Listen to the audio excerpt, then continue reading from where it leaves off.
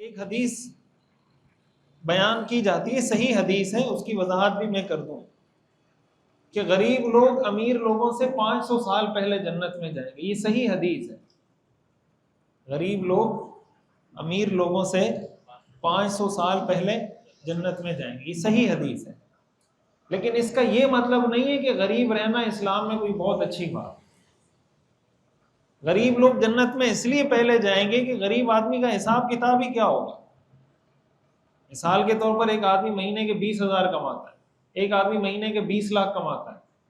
تو جو آدمی مہینے کے 20,000 کماتا ہے اس نے ساری زندگی میں کتنا کمایا ہوگا، اور جو آدمی مہینے کے 20 لاکھ کماتا ہے اس نے ساری زندگی کتنا کمایا ہوگا. تو غریب آدمی جتنی دیر میں وہ اپنی پوری زندگی کا حساب دے گا، امیر آدمی کے 2-3 مہینے کا حساب ہوگا اتنی دیر. تو ظاہر ہے غریب آدمی پہلے جنت میں جائے گا. لیکن یہ بات اچھے طریقے سے سمجھنی چاہیے کہ اس کا ہرگز یہ مطلب نہیں ہے کہ غریب آدمی کے درجات جنت میں بلند ہوں گے اور امیر آدمی کے درجات کم ہوں گے. ایسا نہیں ہے. اس کا تعلق عمل کے ساتھ ہے. ورنہ تو قرآن یہ فیصلہ کر دیتا کہ قیامت کے دن یہ اعلان ہوگا کہ غریب جنت میں چلے جائیں، امیر جہنم میں چلے جائیں. یہ فیصلہ ہو جائے. کیا قیامت کے دن اس بنیاد پہ فیصلہ ہوگا؟ میں نے پچھلے ہفتے بھی یہ حدیث سنائی تھی کہ اللہ قیامت کے دن 3 لوگوں کو رحمت کی نظر سے نہیں دیکھے گا. 3 لوگوں کو اللہ قیامت کے دن رحمت کی نظر سے نہیں دیکھے گا. ان میں سے ایک وہ شخص ہے جو غریب بھی ہو، متکبر بھی ہو. غریب بھی ہو اور متکبر بھی ہو. کہ غریب بھی ہے، تکبر بھی ہے اس میں. تو اگر غریب ہونے سے ہی آدمی جنت میں جاتا ہے، پھر تو تکبر کے باوجود بھی جنت میں جاتا نا. بات سمجھ میں آ رہی ہے؟ پھر تو یہ ہوتا ہے کہ غریب ہے تو کافی ہے، تکبر کرے پھر بھی جنت میں جائے گا، نماز پڑھے تب بھی جنت میں جائے گا، نہ پڑھے تب بھی جائے گا. یہ معیار نہیں ہے غریب یا امیر ہونا. حدیث میں آتا ہے کہ رسول اللہ صلی اللہ علیہ وسلم کے پاس ایک مرتبہ جو غریب صحابہ تھے وہ آئے اور حضور سے کہنے لگے کہ یا رسول اللہ، جو مالدار لوگ ہیں، مالدار صحابہ، وہ تو ہم سے بہت آگے نکل گئے. ذهب اہل الدثور بالاجور، وہ تو بڑے بڑے اجر کما گئے. حضور نے فرمایا کیسے؟ انہوں نے کہا یا رسول اللہ، وہ بھی نماز پڑھتے ہیں، ہم بھی نماز پڑھتے ہیں. وہ بھی روزہ رکھتے ہیں، ہم بھی روزہ رکھتے ہیں. وہ صدقہ دیتے ہیں، ہم نہیں دے سکتے. وہ پیسہ خرچ کرتے ہیں، ہم نہیں کر سکتے. تو ان کے درجات تو ہم سے بہت آگے چلے گئے. تو حدیث میں آتا ہے حضور نے ان کو بتایا کہ یہ تسبیح پڑھ لیا کرو، سبحان اللہ، الحمدللہ، اللہ اکبر 33 دفعہ یہ پڑھ لیا کرو. انہوں نے یہ پڑھنا شروع کر دیا. جب مالدار صحابہ کو پتہ چلا، انہوں نے بھی پڑھنا شروع کر دیا. اب یہ صحابہ پھر آئے اللہ کے رسول کے پاس کہ یا رسول اللہ، وہ تو ان کو پتہ چل گیا، وہ بھی پڑھ رہے ہیں، وہ تو پھر ہم سے آگے نکل گئے. تو حضور نے فرمایا ذالک فضل اللہ یؤتیہ من یشاء، یہ اللہ کا فضل ہے، اللہ جس کو چاہے عطا کرے. تو صحابہ تو رش کر رہے ہیں کہ ان کے پاس پیسہ ہے، یہ صدقہ کر رہے ہیں. پیسہ انسان کے لیے عذاب جان کب بنتا ہے؟ جب وہ حب مال میں مبتلا ہوتا ہے، مال کی محبت میں ایسے مبتلا ہوتا ہے کہ حلال حرام کا فرق مٹا دیتا ہے.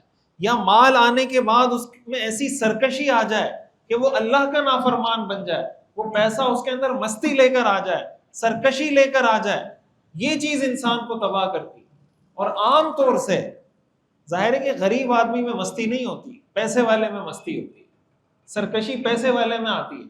قرآن کریم میں آتا ہے نا کہ اذا اردنا ان نہلک قریۃ امرنا مترفیہا ففسقوا فیہا، کہ جب ہم کسی بستی کو ہلاک کرنے کا ارادہ کرتے ہیں، اس کے خوشحال لوگوں کو سرکش بنا دیتے ہیں.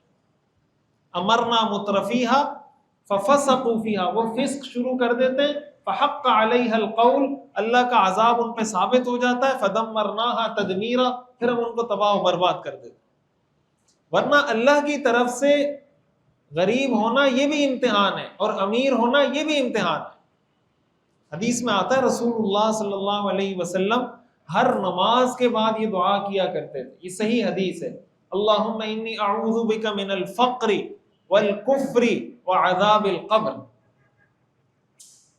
یہ مسنون دعا ہے، نماز کے بعد اس دعا کا اہتمام کیا کریں. اللہم انی اعوذ بک من الفقر والکفر وعذاب القبر. اے اللہ، میں فقر سے، غربت سے آپ کی پناہ مانگتا ہوں، کفر سے آپ کی پناہ مانگتا ہوں، عذاب قبر سے آپ کی پناہ مانگتا ہوں۔ تو صحابہ نے پوچھا کہ یا رسول اللہ آپ نے فقر اور کفر کو جمع کر دیا، یعنی آپ کہہ رہے ہیں اللہ فقر سے بھی پناہ مانگتا ہوں، کفر سے بھی پناہ مانگتا ہوں، تو کیا یہ اتنی قریب قریب چیزیں ہیں؟ تو آپ نے فرمایا ہاں اتنی قریب قریب چیزیں، اس لیے کہ جب آدمی بعض اوقات جب فقر میں مبتلا ہوتا ہے اس کے بگڑنے کا اس انداز میں خطرہ ہوتا ہے کہ اس کو پیسے دے کر کوئی کسی بھی کام پہ لگا سکتا ہے، کسی بھی کام پہ اس کو لگا دے گا، کہ ظاہر ہے کتنے لوگ ہیں جو قادیانی ہو جاتے ہیں پیسوں کے چکر میں، آپ کو باہر ملک کا ویزا دلا رہے ہیں، شادی بھی کروا دیں گے، قادیانی ہو جائیں، وہ قادیانی ہو جاتے ہیں، چلے جاتے ہیں۔ یہ کیوں ہو رہے ہیں؟ اگر اس کے پاس پیسہ ہوتا تو قادیانی بنتا نہیں بنتا نا قادیانی۔ یہ جو اپنا مذہب تبدیل کیا، عقیدہ تبدیل کیا، کیوں تبدیل کیا؟ یہ اپنے اس پیسے کے لیے تبدیل کیا۔ اب اس کے لیے یہ غربت مصیبت ہے، اس کے پاس پیسہ ہوتا تو مصیبت نہ ہوتی، پیسہ نہ ہونا اس کے لیے مصیبت ہے۔ اس بات کو اچھے طریقے سے سمجھنا چاہیے۔